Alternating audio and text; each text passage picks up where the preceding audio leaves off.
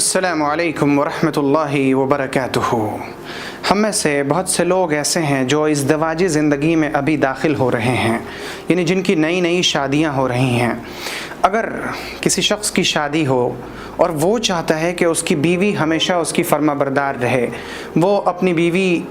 کے خیر سے فائدہ اٹھاتا رہے اور اس کے شر سے، اس کی برائی سے محفوظ رہے،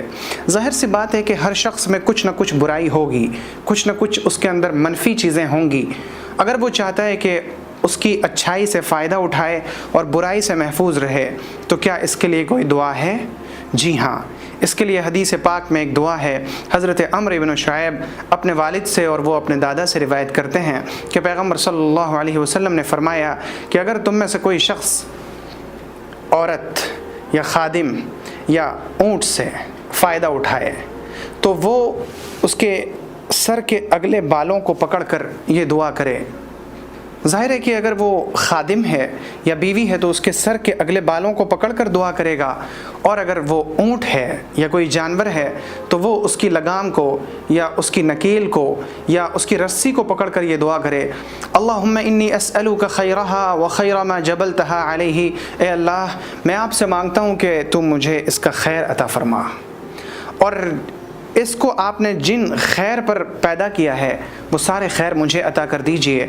اور میں پناہ چاہتا ہوں اس کے شر سے اور ان تمام شرور و فتنے سے جس پر آپ نے اسے پیدا کیا ہے۔ ظاہر سی بات ہے کہ ہر شخص کے اندر کوئی نہ کوئی شر ضرور موجود ہے۔ اس کا مطلب یہ نہیں کہ اس کے اندر شر ہے، بلکہ مطلب یہ ہے کہ اگر اس کے اندر شر ہے تو مجھے اس سے آپ کی پناہ چاہیے۔ اگر آپ کی شادی ابھی ہوئی نہیں ہے تو جب شادی ہوگی تو آپ سب سے پہلا کام یہی کریں، اور اگر آپ کی شادی ہو چکی ہے، آپ کہتے ہیں کہ میری شادی کو 1 2 سال 4 سال 5 سال 10 سال ہو چکے ہیں، تو بھی ابھی دیر نہیں ہوئی ہے، آپ ابھی بھی اگر آپ بوڑھے ہیں اور آپ اپنی بیوی کو اپنی فرما بردار رکھنا چاہتے ہیں، تو بھی آپ اس کے سر کے سامنے کے بالوں کو پکڑ کر، بہت زیادہ زور سے نہیں بلکہ آہستہ سے پکڑ کر یہ دعا کریں، اللہم انی اسألک خیرہا وخیر ما جبلتہا علیہ واعوذ بک من شرہا وشر ما جبلتہا علیہ۔ اس سے آپ کی بیوی، آپ کا خادم اور آپ نے اگر کوئی جانور خریدا ہے تو وہ سب سے آپ انشاءاللہ سب کے شر سے آپ محفوظ رہیں گے، سب کے خیر سے فائدہ اٹھاتے رہیں گے۔ اور ساتھ ساتھ اس حدیث میں جانور کا لفظ کہہ کے پیغمبر صلی اللہ علیہ وسلم نے اشارہ دے دیا کہ ہر وہ چیز جس پر تم سواری کر سکو۔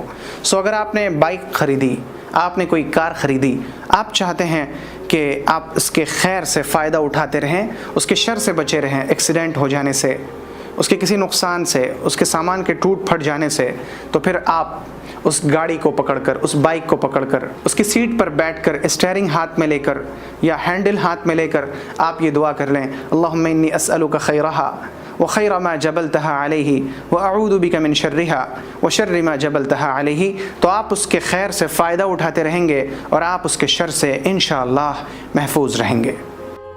اگر آپ کو یہ ویڈیو پسند آئی ہو تو ویڈیو کو لائک کریں اور شیئر کریں، اور چینل کو سبسکرائب کرنا ہرگز نہ بھولیں۔